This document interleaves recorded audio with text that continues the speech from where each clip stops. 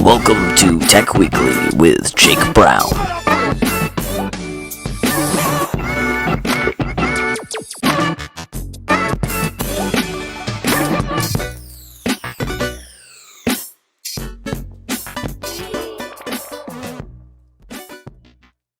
Hello everyone and welcome to Tech Weekly episode number 10. Tech Weekly is a show that will happen every Friday night from 8 o'clock to 8:10 p.m. And I'll tell you the biggest tech news that has happened in the past week in under 10 minutes.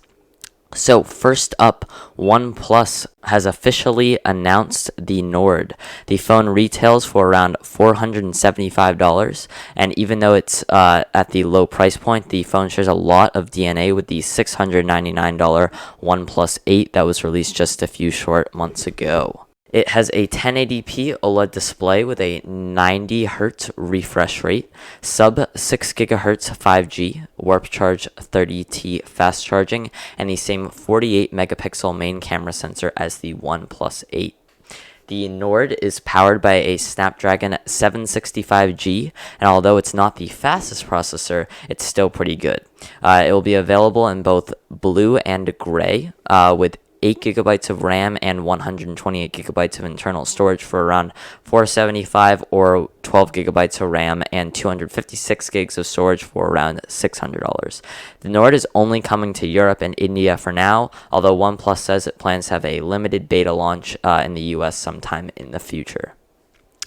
Next up, Spotify now supports video podcasts, which if Spotify is watching this, I'd love to put Tech Weekly on there as a video podcast. But anyway, the company announced on Tuesday, they announced the news saying that all users where podcasts are supported will be able to not only listen to those shows, but also watch them both on desktop devices and mobile devices.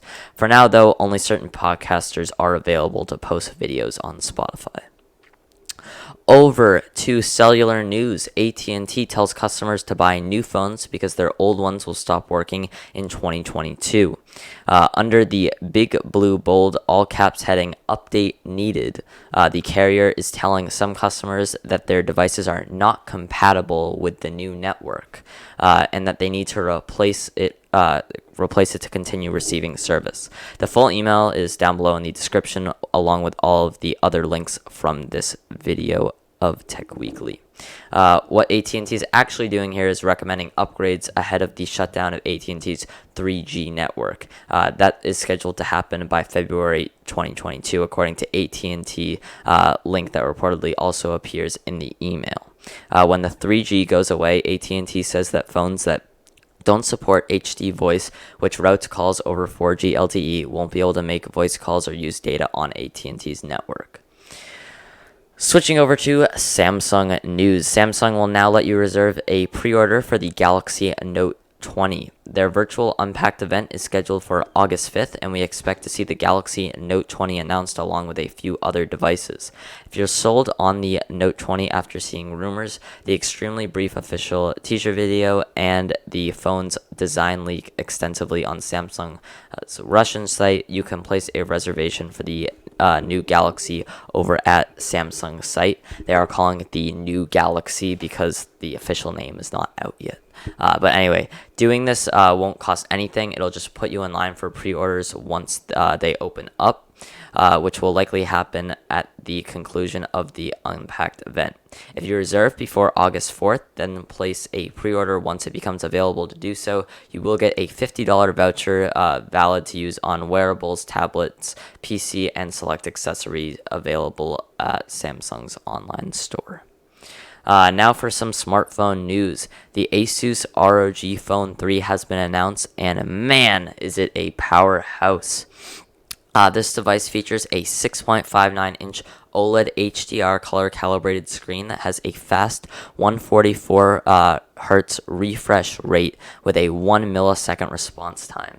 That's pretty impressive, I have to say. It is powered by the Snapdragon, not the 865, but the 865 Plus chipset with 5G support, and it can be configured with up to 16 gigabytes of LPDDR5 RAM and 512 gigabytes of UFS 3.1 ROM storage.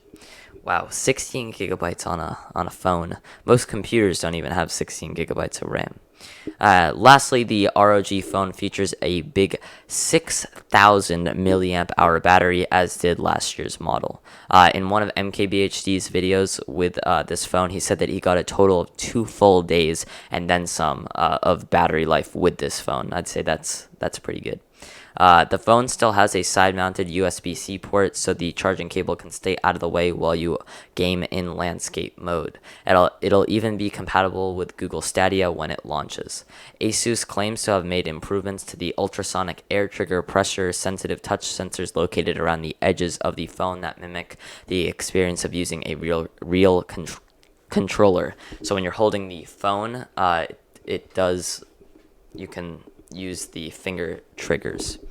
The ROG Phone 3 will launch in the US this September, and Asus hasn't yet shared a price. Its predecessor was $899, so given the yearly spec bumps and other improvements, it's expected to be about $1,000.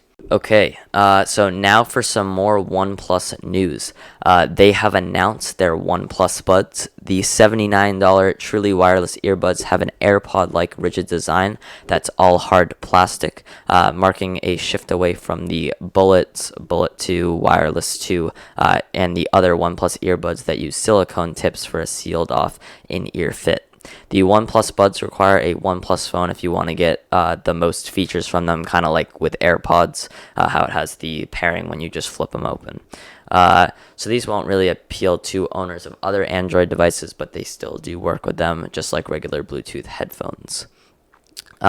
You won't get features like wireless charging or noise cancellation at the price this low, but if you find yourself envious of Apple's AirPods and don't like how in-ear earbuds feel, it's hard to beat the value factor here. The OnePlus Buds have a strong battery life, decent sound, and stable wireless connection. They're available in white and gray in the US, with a blue and green combo reserved for the international markets.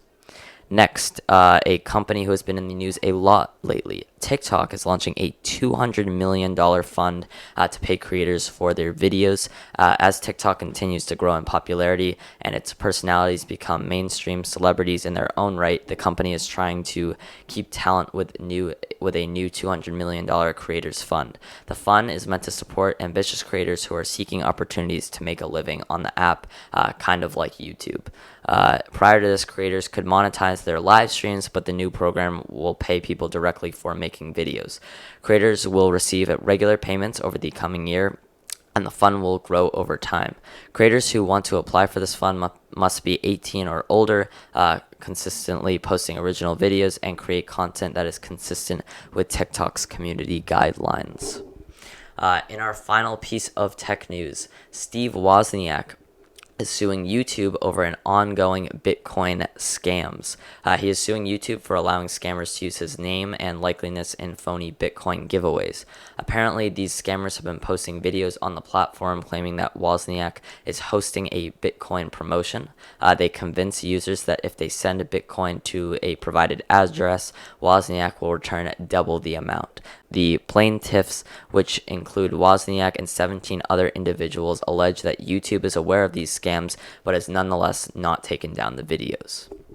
Okay, that just about wraps up this episode of Tech Weekly. If you enjoyed this, check out our Tech Weekly podcast on Spotify and Apple Podcasts and anywhere else that you do listen. Make sure to like and subscribe. I'm Jake, the Tech Professor, and I'll catch you guys in the next one.